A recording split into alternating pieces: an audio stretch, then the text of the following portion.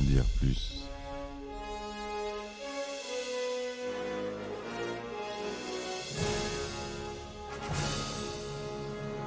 Eh ben attendez, on est en France. Allez, cul sec. Hop.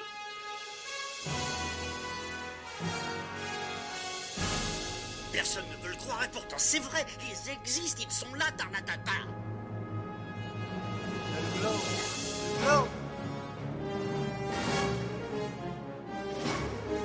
Il faut qu'on pète.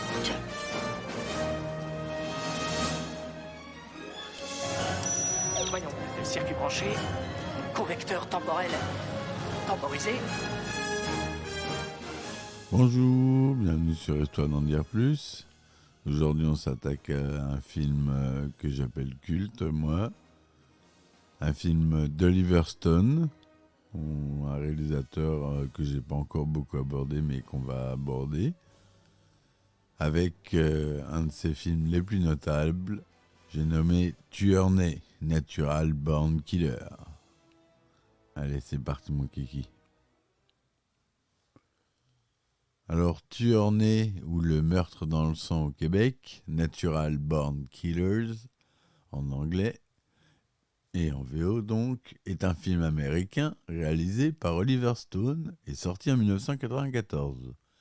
Il est basé sur un scénario original de Quentin Tarantino, profondément remanié par le réalisateur, aidé de Richard Rutowski et David Veloz.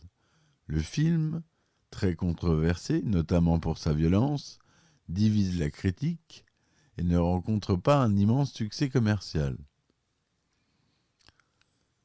Donc au scénario, on a Oliver Stone, Richard Rutowski, David Veloz. À la musique, Brent Willis. Les acteurs principaux sont Woody Harrelson, Juliette Lewis, Robert Downey Jr., Tommy Lee Jones, Tom Sizemore, le pauvre qui, il y a quelques jours là, est dans un terrain critique malheureusement. Et en espérant que ça aille mieux pour lui, de penser à sa famille. Donc voilà pour les acteurs principaux. Voilà.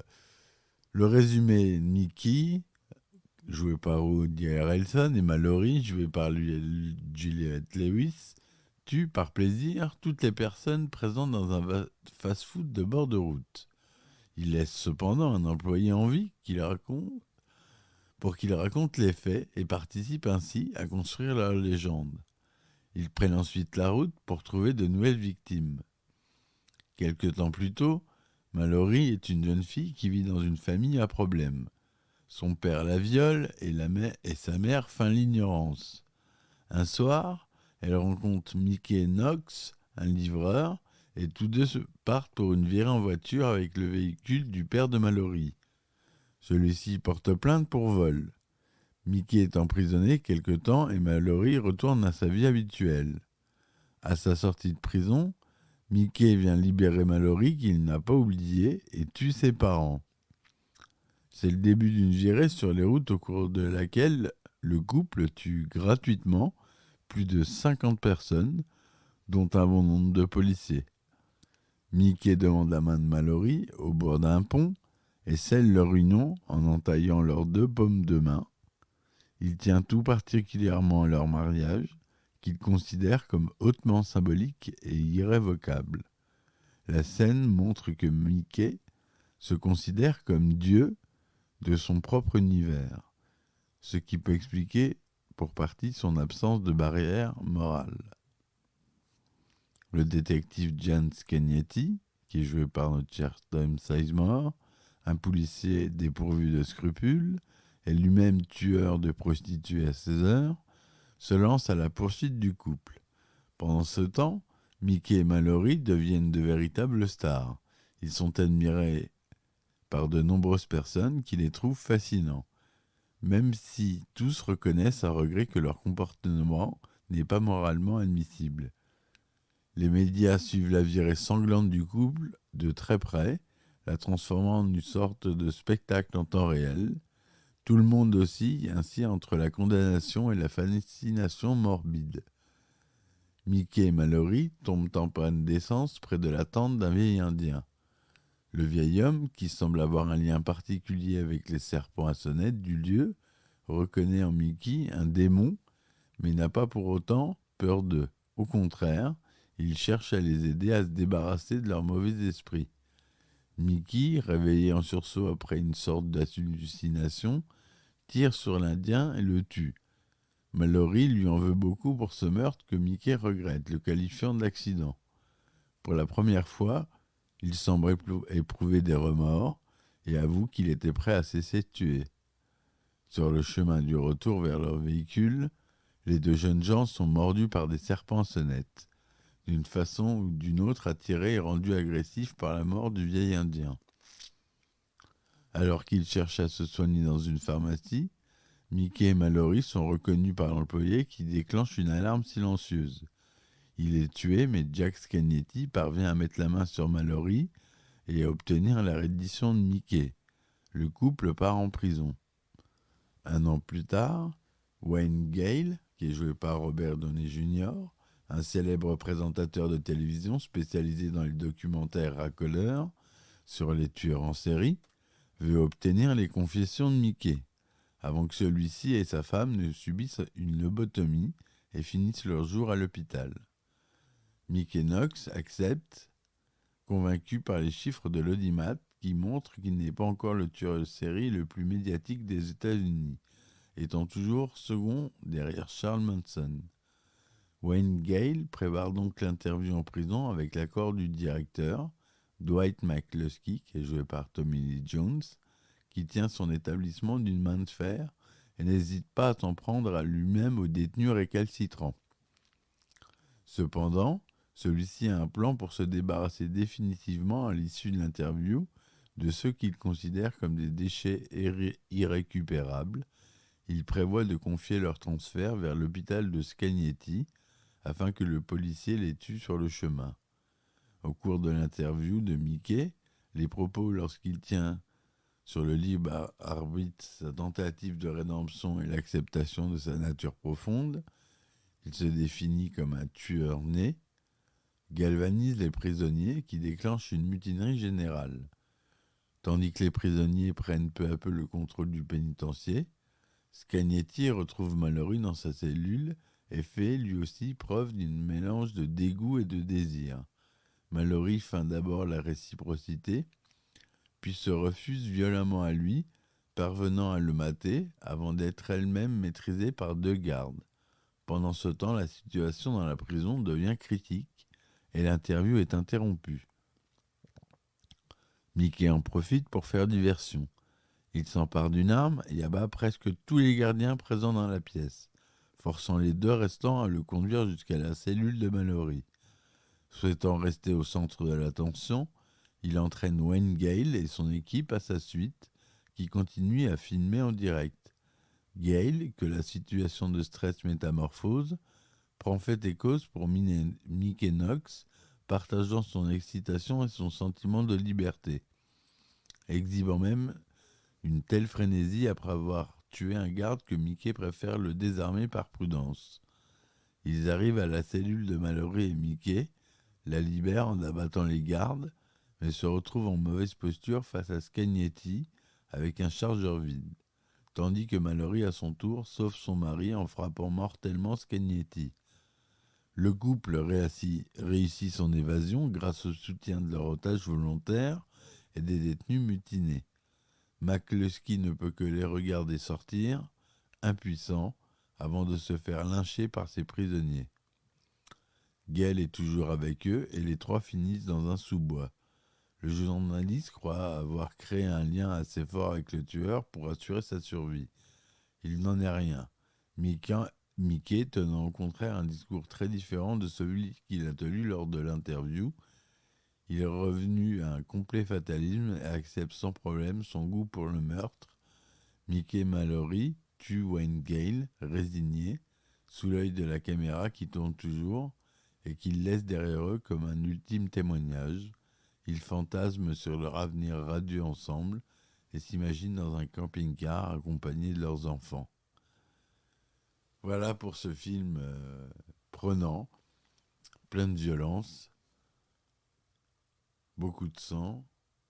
Il est interdit aux moins de 16 ans et moins de 17 aux États-Unis. C'est pas pour rien. La production, c'est la Warner Bros. Et Regency Enterprise, ainsi que Alcor Film, Itlan, New Regency Pictures et GD Production. La distribution, c'est la Warner Bros. J'ai pas réussi à trouver le budget du film. La durée, elle est de 118 minutes. Il est sorti aux États-Unis le 26 août 1994 et en France le 21 septembre 1994. Le scénario original est l'œuvre de Quentin Tarantino. Au début des années 1990, il vend les droits du script aux producteurs James Asher et Don Murphy pour $10 000 et tente sans succès de le réaliser lui-même pour $500 000.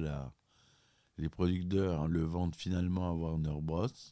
Oliver Stone découvre à ce moment-là le scénario et pense que c'est le projet idéal après la production difficile de son précédent film Entre ciel et terre en 1993.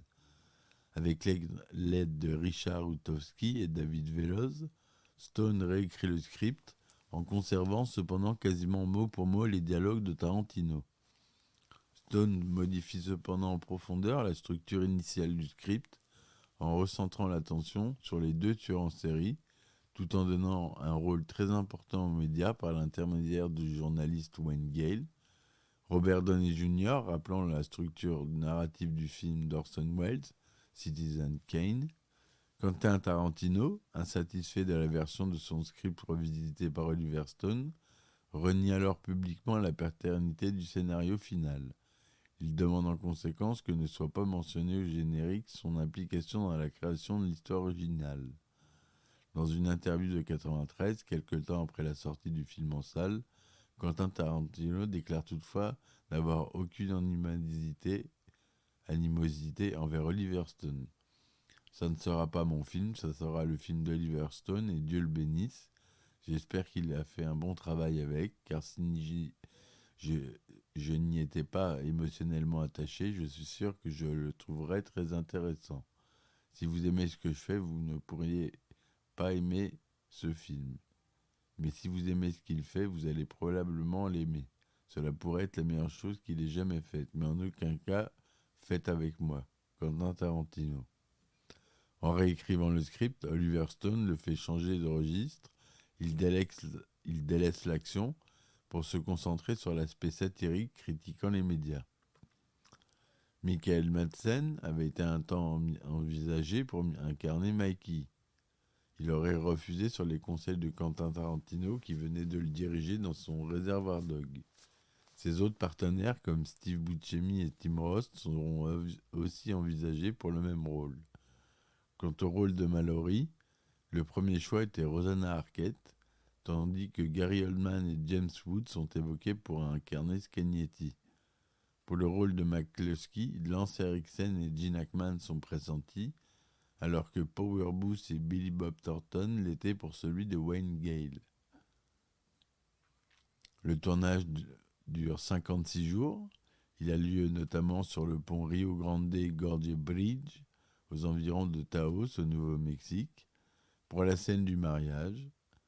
La scène de l'émeute en prison a été filmée dans le pénitencier Stateville Correctional Center à Crest Hill, dans l'Illinois. La scène de l'entrée au tribunal a été tournée dans le centre de Chicago. Le tournage a eu lieu dans d'autres villes du Nouveau-Mexique, Albuquerque, San José, Chiprock, Farmington, Gallup, mais aussi en Arizona, Holbrook, Winslow, ainsi qu'à Hammond dans l'Indiana. Pour rester dans l'ambiance hystérique du film, de la musique agressive était diffusée sur les plateaux de tueurs nés. Selon d'autres témoignages, des coups de feu étaient aussi tirés en l'air pour mieux maintenir les acteurs dans une tension permanente. La bande originale est produite par Trent Reznor de Nine Inch Nails, un groupe que j'aime beaucoup. Il enregistre certains morceaux spécialement pour le film, comme Burn. Le reste de la BO est constitué de chansons et compositions déjà existantes, comme Une nuit sur le Mont Chauve de Mussorgsky. Des montages de dialogues et d'ambiance sonore sont présents aussi sur le disque. Malgré ou grâce à son contenu polémique, Tueur Neu et récompensé à de nombreuses reprises, notamment à la Mostra de Venise 1994, où le film a cumulé le grand prix spécial du jury et le prix Pasinetti de la meilleure actrice pour Juliette Lewis. Oliver Stone a également été nommé au Golden Globe du meilleur réalisateur en 1995. Le film tente en filigrane de montrer comment les médias décrivent les actes criminels de manière sensationnelle, mais également le fait que de nombreux tueurs en série ont été élevés au rang de stars par les journalistes. Cependant, le film a surtout été critiqué à sa sortie pour sa violence visuelle et verbale, bien que le réalisateur affirme que celle-ci est consciemment exagérée. Beaucoup de tueurs en série sont mentionnés dans le film: Charles Whitman, Ted Bundy, dont j'ai fait un podcast, Charles Manson, etc. L'histoire s'inspire d'ailleurs du couple de tueurs Charles Worth Tucker et Caroline Ann Fugate qui sévit en 1957. Impact dans la culture populaire. Ce film est considéré par certains journalistes pour avoir encouragé des modus operandi comme la tuerie de Hell's High School, la fusillade de Columbine ou encore l'affaire Ray Maupin. Dans ce dernier cas, la présence de l'affiche du film retrouvée dans la maison du couple était en cause, témoignerait qu'il les a quand même inspirés. Néanmoins, les policiers chargés de l'enquête ont affirmé que cette affiche ne se trouvait pas dans l'enceinte de la maison lorsqu'ils l'ont fouillée et qu'elle aurait été rajoutée a posteriori. L'un des deux tueurs de l'affaire famille Richardson, Jeremy Steinke, âgé de 23 ans, a déclaré avoir regardé le film avec sa petite amie et complice âgée de 12 ans, Jasmine Richardson, juste avant qu'il ne tue la famille de cette dernière, ce qui fait d'eux des deux auteurs de l'acte de copycat avéré. Tueur né est cité par le personnage de Mitsuko Soma dans le manga Battle Royale. Talib Kweli fait référence à Mickey et Mallory Knox dans sa chanson Respiration. Jay-Z évoque les protagonismes du film dans All I Need. Il y a une parodie qui est sortie, Naturally Born Killer, sorti en 1996. Dans Kill Bill 2, Bill dit à la mariée: « Tu n'es pas une abeille travailleuse, tu es un tueur né. » Référence au film. Les rappeurs Ice Cube et Dr. Dre ont enregistré un duo intitulé Natural Born Killers. Le groupe de métal Emmure a enregistré une chanson intitulée Natural Born Killer. Le film est parodié dans le film 1997 Plump Fiction sous le titre Natural Blonde Killers. Et le groupe Mallory Knox s'est nommé ainsi d'après l'héroïne du film. Le rapport Playboy Carti s'inspire d'une scène du film dans son titre Sky. Voilà pour les références et l'impact que le film a eu dans la référence populaire quand même. C'est pas rien. Si vous n'avez pas vu de film, un gros conseil, regardez-le avec du popcorn et préparez-vous à quelques 118 minutes de bonheur. Mais il faut laisser le cerveau à côté. Vous pouvez le laisser à côté, vous pouvez le laisser à l'intérieur aussi, si vous voulez le voir. C'est quand même du Oliver Stone. Ça a été pensé. La critique des médias est très présente. Voilà. Voilà ce que je voulais vous dire sur ce film. Voilà, j'espère que ma chronique vous aura plu. N'hésitez pas à me soutenir sur Ulule, Patreon, Tipeee. Il y a des épisodes bonus sur Patreon. L'abonnement, il est pas cher, c'est 3 € par mois. Et vous avez des épisodes inédits sur les anecdotes de tournage, sur des sorties qui se feront l'année prochaine. Enfin voilà, j'ai encore pas mal de choses dans ma petite malle. Voilà mes petits amis, je vous dis merci de m'avoir écouté, à bientôt. Et puis ciao. Histoire d'en dire plus.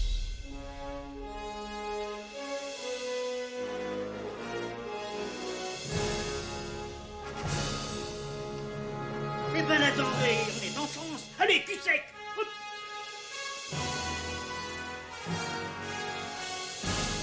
Personne ne veut le croire et pourtant c'est vrai, ils existent, ils sont là, Tarnatata. Le globe. Il faut qu'on pète.